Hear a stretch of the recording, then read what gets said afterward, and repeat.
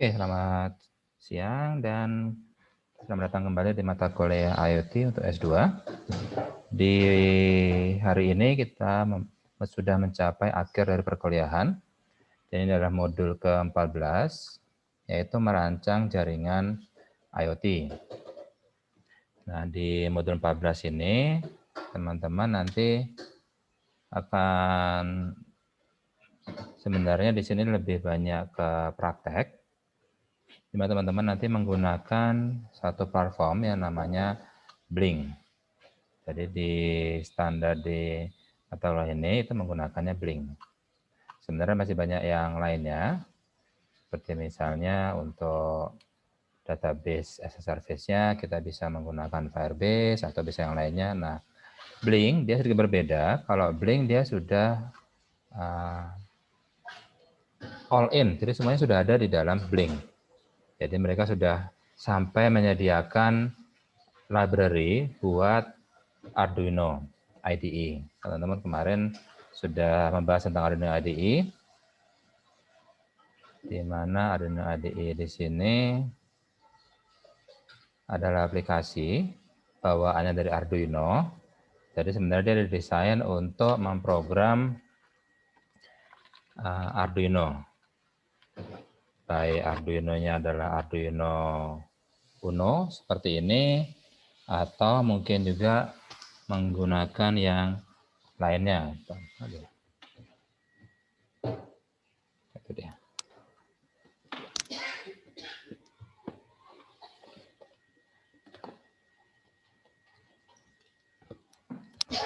Atau menggunakan Arduino Nano yang ini, yang lebih kecil. Jauh lebih kecil dibandingkan yang Arduino Uno. Padahal prosesor dalamnya atau mikrokontroler dalamnya itu sama persis. Cuma beda form factor aja. Ini yang 328P dalam format dual inline package. Dan yang ini sama Atmega 328P tapi dalam format yang KIF. Ukurannya juga lebih kecil. Nah, karena Arduino sudah menjadi standar bagi para developer, makanya pabrikan-pabrikan yang membuat alternatif dari Arduino, contohnya misalnya adalah Node MCU yang ini, yang sudah built-in akses ke Wi-Fi. Nah, Node MCU itu menyediakan library yang bisa diinstal di Arduino.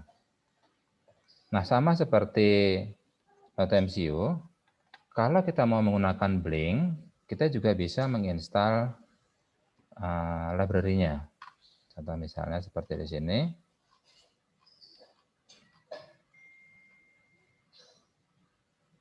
Ini. Jadi kita tinggal download library-nya di sini.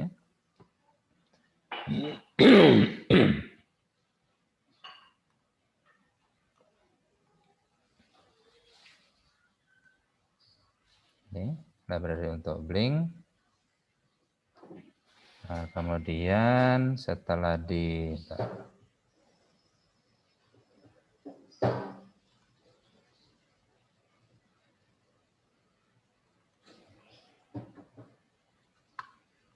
dan setelah nanti diinstal, misalnya seperti ini, Sketch library, kita coba aja. Sketch, include library, tidak kelihatan. Sketch, include library, kemudian add zip library. Di sini tadi sudah kita download di folder download. Dan di sini Blink.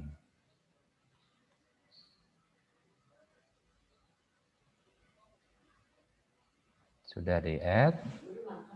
Kemudian kalau sudah di-add, maka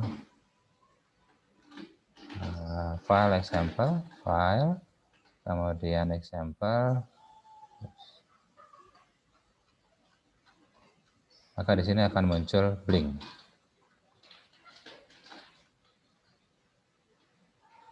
Sama seperti kemarin bulan lalu saya juga baru nginstal yang MQTT-nya, karena saya juga baru nginstal Arduino-nya.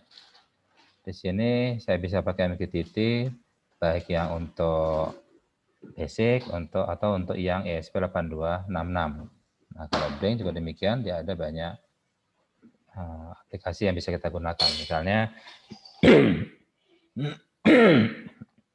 boards-nya mau pakai apa? Misalnya saya boards-nya pakai Arduino ada, kemudian ESP8266 ada, atau mau pakai yang lainnya. Dan semuanya tinggal pilih.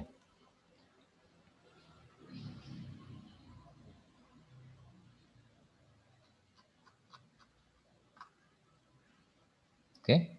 Nah, itu salah satu alternatif pada saat kita ingin mengembangkan sebuah layanan atau mengembangkan sistem IoT device.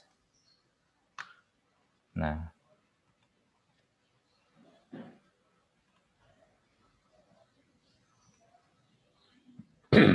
di sini teman-teman kalau membaca presentasinya, ya di sini ada sebuah rangkaian di sini. Di sini menggunakan, kalau teman bisa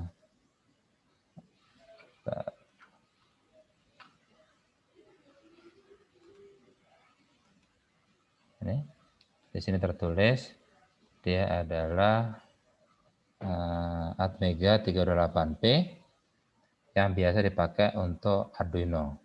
Oh ya, di sini tuh Arduino Uno R3. Yang ini dia barangnya.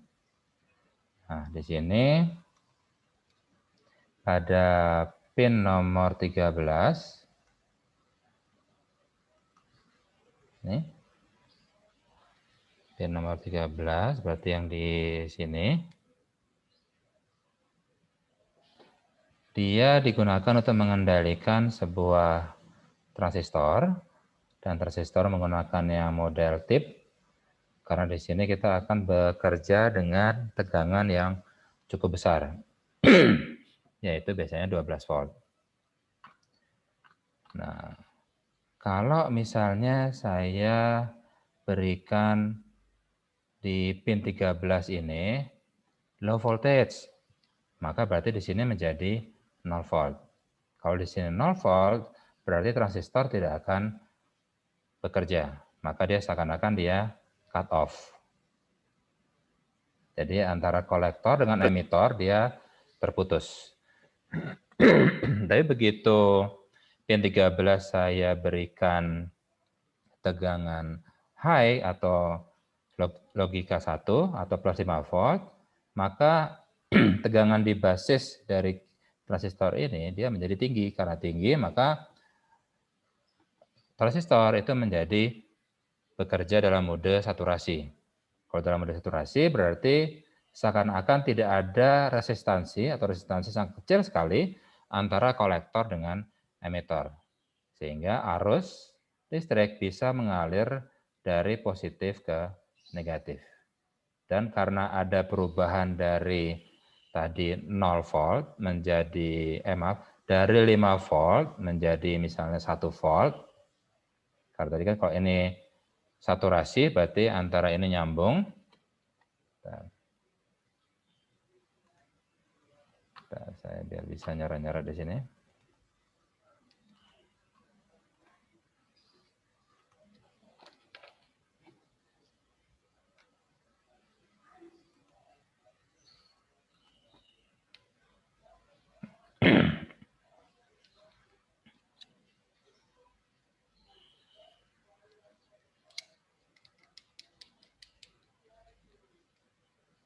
Oke.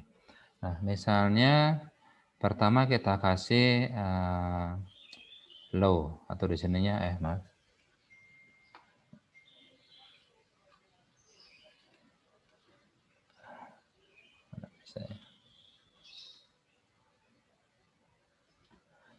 Misalnya di sini kita berikan low. Kalau kita berikan low berarti tegangan antara basis dan emitor itu menjadi tidak ada perbedaan tegangan. Tidak ada perbedaan tegangan, maka transistor dia menjadi cut off. Cut off berarti antara kolektor dengan emitor dia terputus. Oke. Nah, sekarang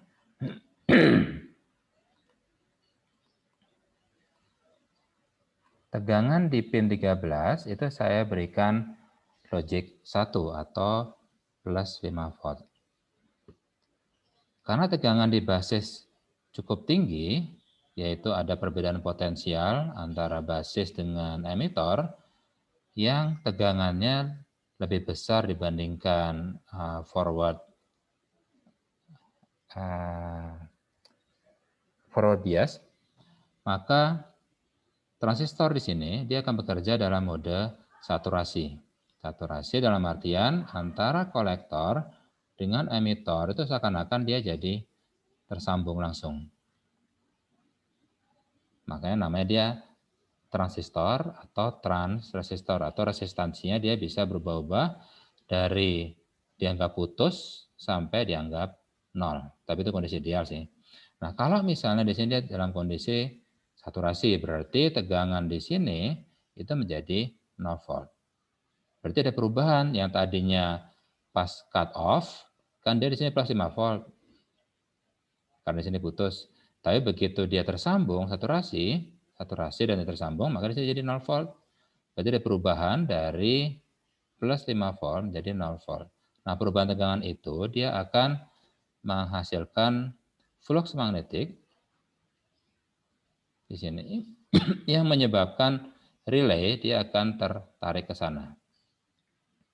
Karena tertarik, dia jadi bunyi cekrek atau dia nempel, sehingga titik ini dengan titik ini dia akan tersambung. Nah, karena tersambung maka L1 di sini dia akan menjadi menyala.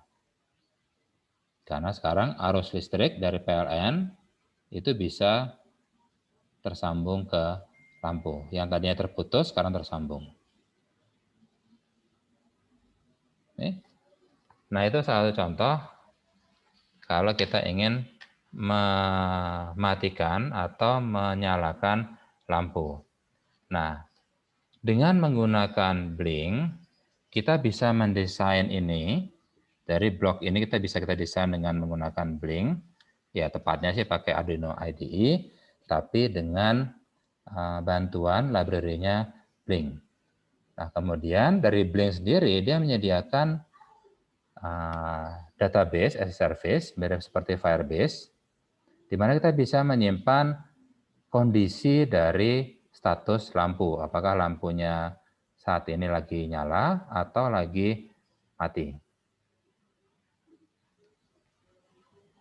Nah, kondisi tersebut yang disimpan di database-nya Blink, dia bisa diakses oleh aplikasi smartphone.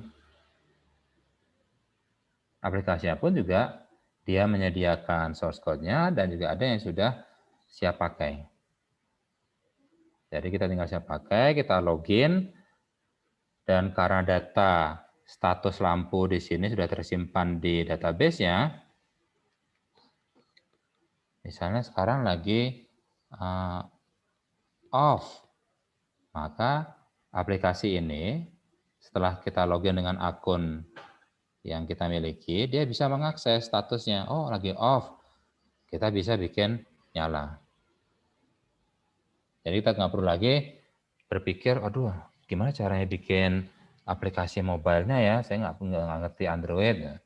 Nah, dengan menggunakan Blink, dia sudah end-to-end, mulai dari mendesain device-nya sampai ke smartphone-nya. Karena tinggal pakai dia end-to-end. Berbeda dengan yang kalau kita menggunakan Firebase. Kalau Firebase, kita harus bikin sendiri ininya. Kemudian kita harus menentukan ini pakai apa nih, MQTT atau pakai HTTP. Kemudian ternyata nanti harus bisa pakai ini ya, bisa dikontrol oleh smartphone. Berarti harus bikin lagi aplikasi buat smartphone-nya. Nah, itu cukup besar kerjaannya jadinya. Makanya banyak mahasiswa itu udah tinggal pakai Blink aja gitu. Atau juga hanya untuk melakukan proof of concept, jadi hanya untuk membuktikan bahwa konsep yang ingin saya develop itu bisa jalan atau enggak. Seperti ini. Nah, selain untuk aktuator relay, kita sebenarnya juga banyak sekali bisa kita kerjakan. Misalnya untuk melakukan sensing atau untuk menyalakan motor, misalnya seperti ini. Di sini ada pin nomor 5, sama seperti rangkaian di atas. Kalau misalnya saya berikan 0 volt, maka Q2 ini akan cut off. Cut off berarti antara kolektor dengan emitor dia akan terputus. Karena terputus berarti di sini tidak ada tegangannya kan. Tapi begitu pin 5 ini saya berikan logic 1 atau plus 5 volt, maka transistor akan bekerja dalam mode saturasi. Soalnya 5 volt itu udah mentok banget. Karena mentok, maka kolektor dengan emitor dia benar-benar tegangannya, resistansinya itu sudah paling yang minimum. Sehingga seolah-olah dia tersambung langsung. Nah, karena tersambung, maka motor DC-nya nyala, entah bisa misalnya untuk menyalakan pompa, untuk nyiram tanaman, atau untuk ngasih makan ikan, atau untuk ngasih makan binatang peliharaan kita, atau yang lainnya. Nah, ini beberapa alternatif yang bisa kita kembangkan dengan menggunakan Blink. Jadi yang namanya Blink itu dia sudah end-to-end. Kalau Firebase dia hanya database-nya aja kan. Untuk IoT device-nya kita harus bikin sendiri. Untuk smartphone-nya harus bikin sendiri. Meskipun Firebase menyediakan API, tapi tetap aja kita harus bikin sendiri. Nah, kalau Blink tinggal download. Download, install, login dengan menggunakan username, nanti sudah keluar apa saja perangkat-perangkat yang nyambung dengan device kita. Seperti ini. Dan kemudian bisa kita kontrol. Nyalain lampu atau nyalain motornya. Matiin motornya sekarang. Itu semua bisa dilakukan dengan sangat mudah. Nah, di sini rangkaiannya tadi itu merupakan dasar dan simulasi bagaimana Blink dapat digunakan untuk mengendalikan lampunya yang 220 volt, dan juga bisa menyalakan atau mematikan motor DC 12 volt melalui perantara relay dan transistor. Oke. Dan pada smartphone yang bisa kita download dari Blink, itu sudah terdapat 2 buah tombol sesuai dengan desain database yang ada di Blink-nya. Di mana Blink itu database yang ada, aplikasi buat smartphone juga ada, kemudian aplikasi buat mendesain IoT device juga sudah ada.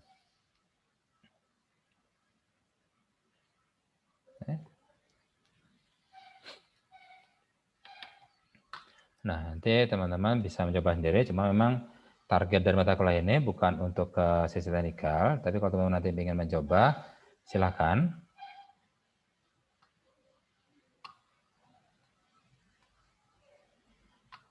Di sini ada beberapa. Di sini smartphone yang bisa kita download. Dan ada beberapa rangkaian bisa kita gunakan dengan menggunakan Proteus tadi.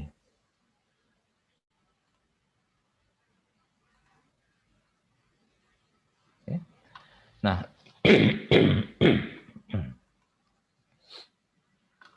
di sini kita coba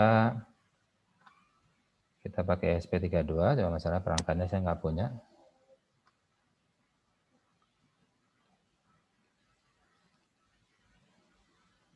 Tapi kita bisa mensimulasikan untuk IoT device saja dengan menggunakan misalnya Tinkercad.com.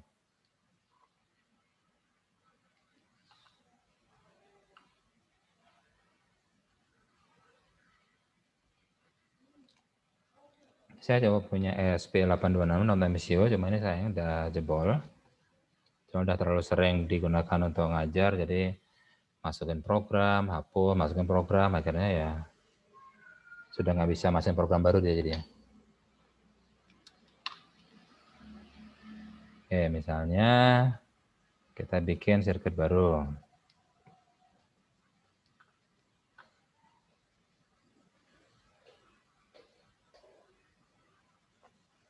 Kemudian pasang Arduino.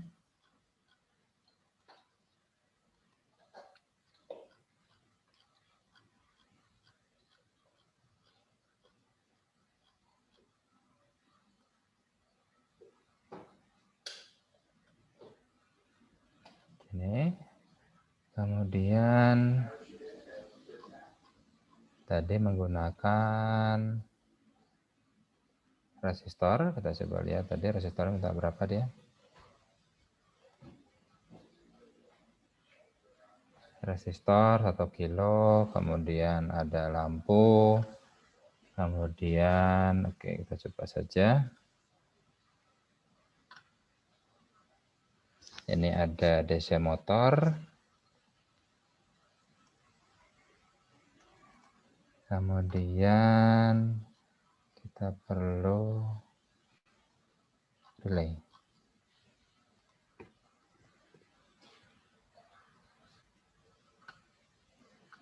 SPDT single pole double terminal. Di sini ada terminal 12, terminal 1, terminal banyak banget ya.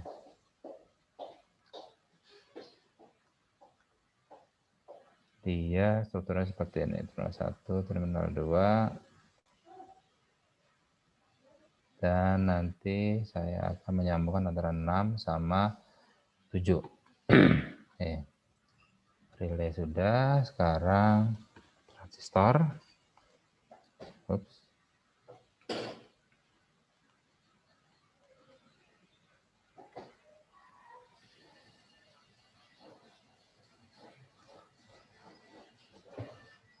Ini pasangnya NPN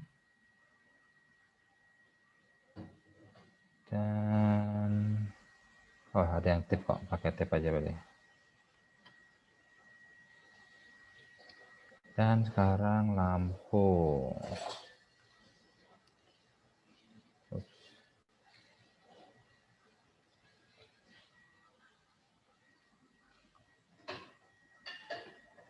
Nah, ada lampu besar ya.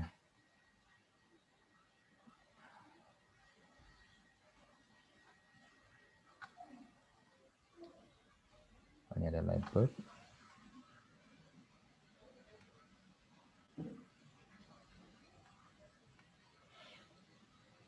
Oke, sekarang kasih resistor. Nah, sesuai dengan gambar, dia ke pin 13. Kasih R1. Ups, salah. Ke 13. Terus ini.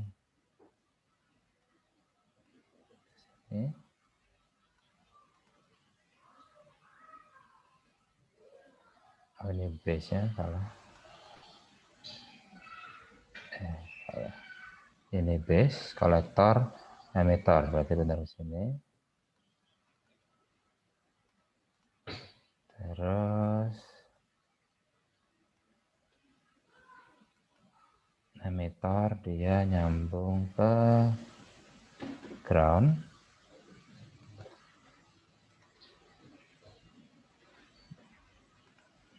Ini kan. Ups.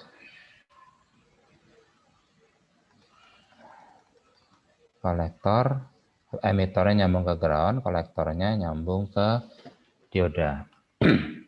Atau bisa langsung ke relay.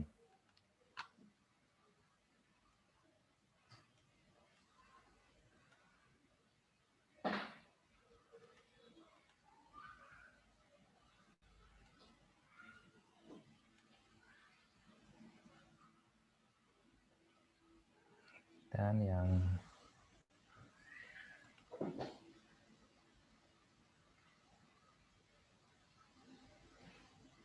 satunya ke positif, satunya ke kolektor.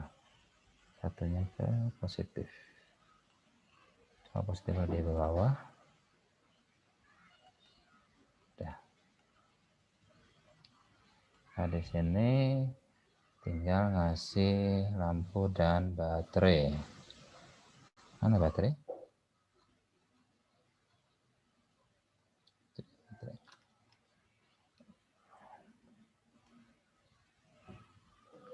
Kita tes dulu aja, benar nyala nggak pakai ini. Nyala ya.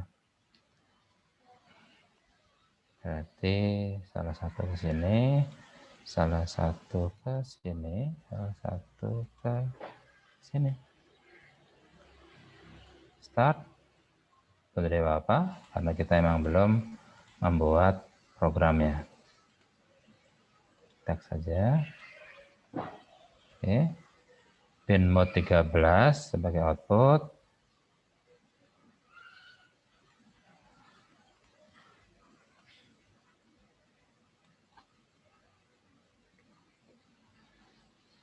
Dan kita akan digital write pin 13 dengan high.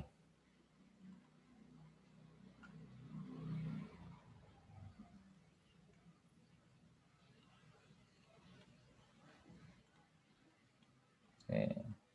Sepertinya ada yang kita coba tes aja dengan menggunakan multimeter.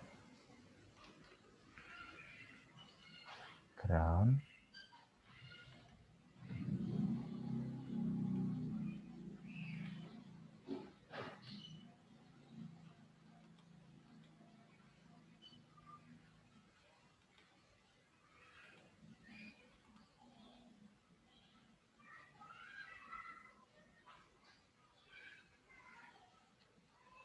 Oke, 1,5 volt.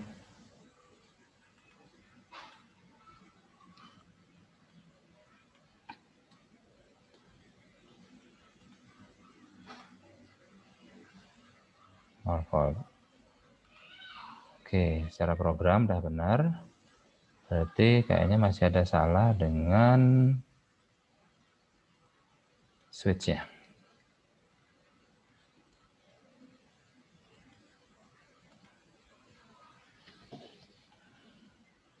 Karena tegangannya udah tinggi, harusnya udah mengalir. Kita coba pastikan saja. Tadi di sini kolektornya.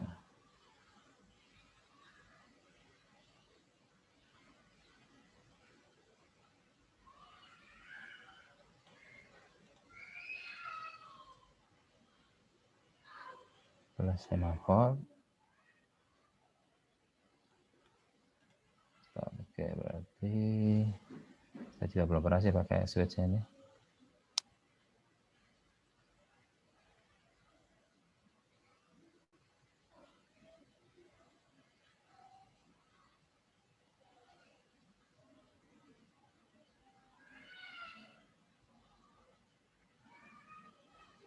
Tapi kalau nggak gambarnya,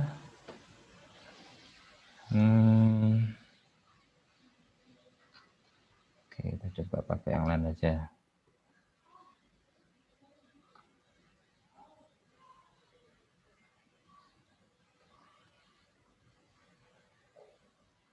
Kayaknya lebih rumit.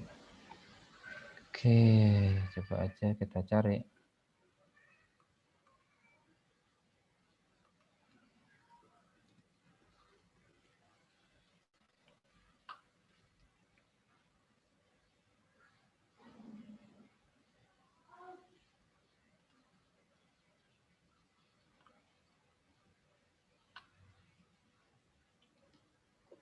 Oh ya, nanti untuk UAS ya,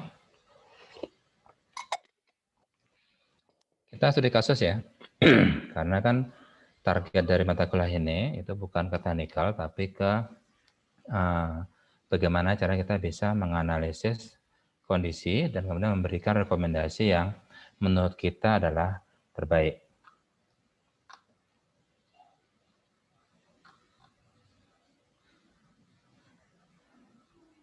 Oke, ini dia.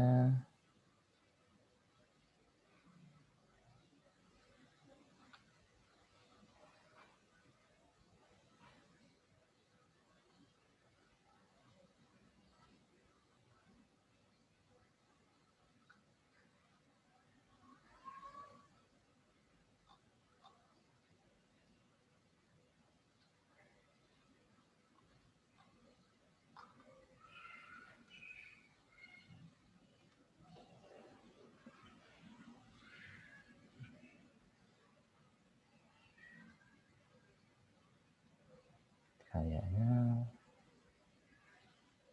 bukan di sini, di sini ya, Bang.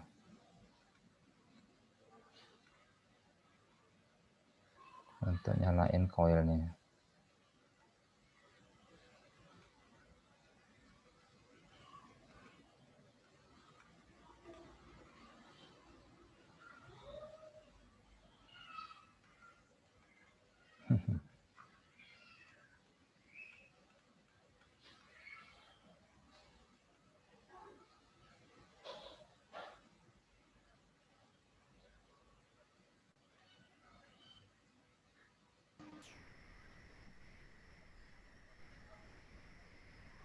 Oh, salah.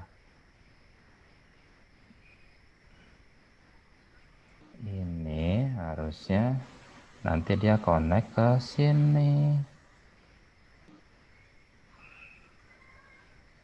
Dan koilnya benar ke sana sih. Yep, betul. Sorry. Nah, sekarang lampu sudah nyala.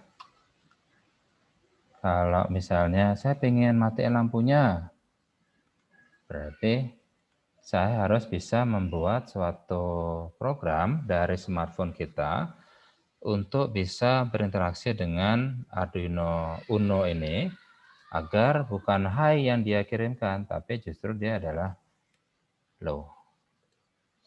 Karena kalau low yang kita kirimkan, maka lampu akan mati. Seperti ini. Nah, cuma masalah ini adalah simulator yang hanya bekerja di dunianya dia sendiri, dia nggak bisa connect ke mana-mana. Realnya memang harus menggunakan Arduino IDE yang terkoneksi dengan misalnya ESP8266, cuma masalah ini sudah jebol, nggak bisa dipakai. Dan kemudian dari sini dia akan bisa mengontrol lampu.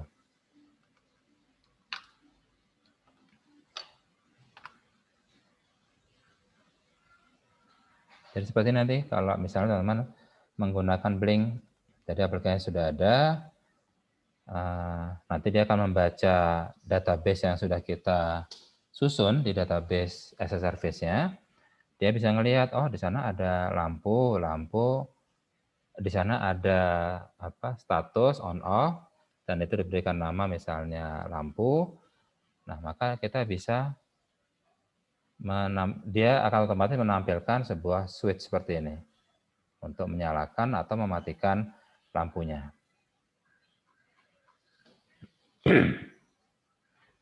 Itu sih teman-teman. Tadi udah mesen sih yang ESP, tapi belum datang juga dari Jaya Plaza. Saya belum ada ke Jaya Plaza sendiri soalnya. Nanti kalau misalnya sudah datang ESP82 namanya, tes saya rekam, teman-teman bisa ngeliat sendiri seperti apa cara penggunaan Blink ini. Sebenarnya sangat sederhana, tapi karena kita nggak punya IT device, jadi kita nggak bisa bermain di sini.